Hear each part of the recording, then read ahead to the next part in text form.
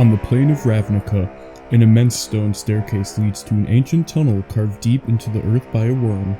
This passage, known to Rakdos members as the Demon's Vestibule, is the most direct route to Rix Maadi.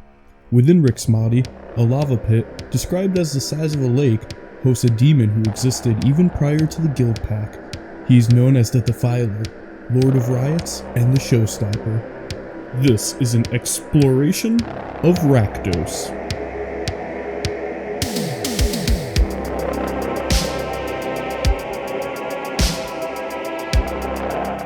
Decorated with steel cables, cages, and hooks to hang victims, the interior design of Rix Maadi is perfect for the demon who thirsts for suffering and chaos. When Rakdos emerges from his pit, after months or year-long slumbers, witnesses may first see his enormous bat-like wings whisk away the lava, followed by the haunting horns, sinful yellow eyes, and razor teeth. A wreath of flames adorns the crown of the king of hedonism and cruelty. His cloven hooves step ever closer to the Rakdos cultists, looking to please their master. The consummate entertainer demands satisfaction. Rakdos may crouch to witness performances of those who adore him. Those who fail to appeal him meet a swift end by his flaming scythe, bringing a lackluster show to a sudden and spectacular close.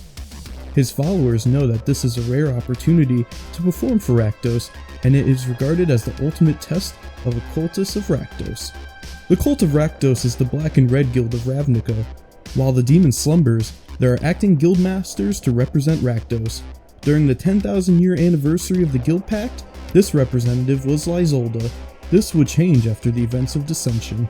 During the Dissension story arc, Lysolda raises Rakdos from his pit, using the blood of Mixzunic, son of Golgari Guildmaster Jared, to wreak havoc on the plain of Ravnica. Lysolda had more sinister plans in mind, however, as the Blood Witch planned on using a concoction of draconic cerebral fluid to control Rakdos. Gerard and Fawn, parents of Mixzunic, interfered in the ritual, disrupting it briefly and accidentally binding Mix's mind with Rakdos's. Rakdos then proceeds to enter the main city, causing death and destruction to anything in his path. Rakdos successfully kills one of the Nephilim and begins to attack the Vitu-Ghazi. Fawn and her scouts pursue Rakdos while Gerard stays behind in an attempt to shatter the bond. Elsewhere, Momir Vig reveals his villainous plans, explaining the dragon's cerebral fluid was needed to complete the experiment Kraj. Momir Vig planned on using Kraj to defeat Rakdos and show the citizens of Ravnica that whoever controls Kraj has power and control over the entire plane.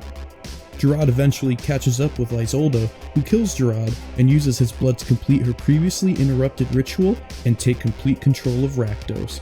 Momir Vig then attempts to activate Kraj to stop Rakdos, but is killed before taking complete control. Kraj still squares up against Rakdos and eventually absorbs the demon in its own body, putting Rakdos into a coma. The Kraj also stops moving in this moment.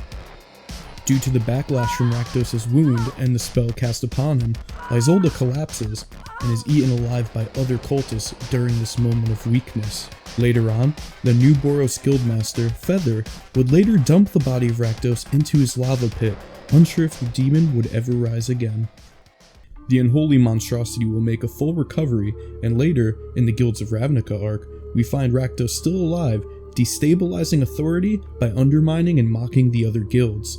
The cult's hellish circus acts continue causing death, despair, and chaos, no doubt to the great satisfaction of Rakdos.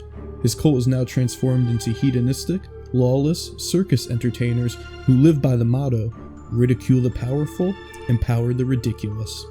Two advisors, Hekara and Excava, the latter of which currently had more power and authority, had since taken the role previously filled by Lysolda. Before the finale of War the Spark, Hekara had been killed by a Bolas-possessed Lavinia while attempting to save Ralzeric. Her death originally caused Rakdos to refuse to cooperate with anti-Bolas plans, but later was convinced after Tomik brought back Hekara's corpse and revived her as a Blood Witch. Hekara stated she would help Kaya's group and the ultimate plan to help Niv Mizzet become the new living guild pack. But Excava objected.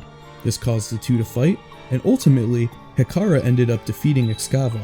Rakdos did not object to Hekara, serving as the guild's representative at the resurrection of Niv Mizzet as the new living guild pack, nor did he intervene when Excava decided to leave.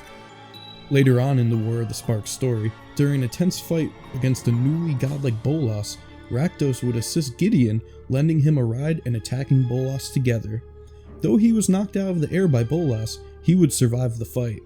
Once the fight against Bolas had concluded, Rakdos would begin making preparations to lighten the Ravnican people's hearts and help them forget the horrors of the war with the performances of the Rakdos Circus.